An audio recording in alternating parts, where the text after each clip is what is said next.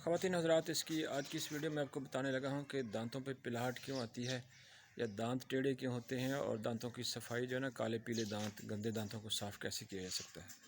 दोस्तों, दांतों की जितनी भी बीमारियाँ हैं ना, वो नॉर्मली न्यूट्रिशन की वजह से आती हैं। अगर आपकी खुराक में विटामिन की कमी है तो दांत टेढ़े होना शुरू हो जाते हैं। ठीक है जी, दांत भुरना शुरू हो जाते हैं या दांतों में दर्द शुरू हो सकता है। और ऐसे अफराद जो दांत साफ़ नहीं करते, हफ़्ते में 1-2 दफ़ा भी नहीं करते, तो उनके दांत भी पीले हो जाते हैं। या जो लोग पान, सिगरेट, तंबाकू का ज़्यादा इस्तेमाल करते हैं, उनके दांत भी जो है ना वो पीले हो जाते हैं और बहुत ही भद्दे लगते हैं। जब कभी वो मुस्कुराएं तो दांत पीले लगते हैं। दांत देखें जैसे मोतियन जैसे होना चाहिए। मेरी उम्र इस वक्त 51 ईयर्स हो गई है, 51 साल। जी, थोड़ा सा गैप आ गया दांत में। ये कुदरती प्रोसेस है कि खुराक जितनी भी अच्छी खाएं फिर भी कुछ ना कुछ डेफिशिएंसी आ ही जाती है।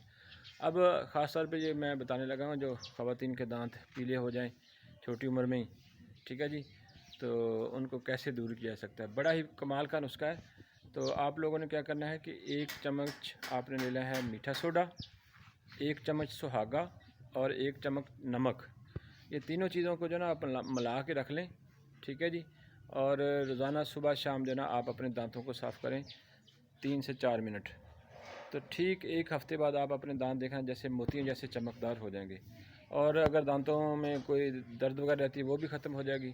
अगर मुंह से स्मेल आती है दांतों की वजह से, तो इस नुस्खे की वजह से आपके वो मुंह से स्मेल भी ख़त्म हो जाएगी, क्योंकि ये सारे चीज़ें एंटीसेप्टिक हैं और आपके जिस मुंह के सारे जरासीम जो है ना स्मेल वाले ख़त्म हो जाएंगे। नुस्खा फिर सुन लें कि मीठा सोडा, सुहागा और नमक बराबर वज़न में, ठीक है जी। सुहागे को आप बरियाँ भी कर सकते हैं, ठीक है जी। तो तीनों चीज़ों को बराबर वज़न में रख के, तो इससे आप जो है ना ब्रश करें, ब्रश पे लगा के दांतों को अच्छे तरीके से साफ़ करें। तो इंतहाई ज़बरदस्त ये नुस्खा है। और अगर ये वीडियो आपको अच्छी लगे तो हमारे चैनल को लाजमी तौर पे सब्सक्राइब कीजिए। अल्लाह हाफ़िज़।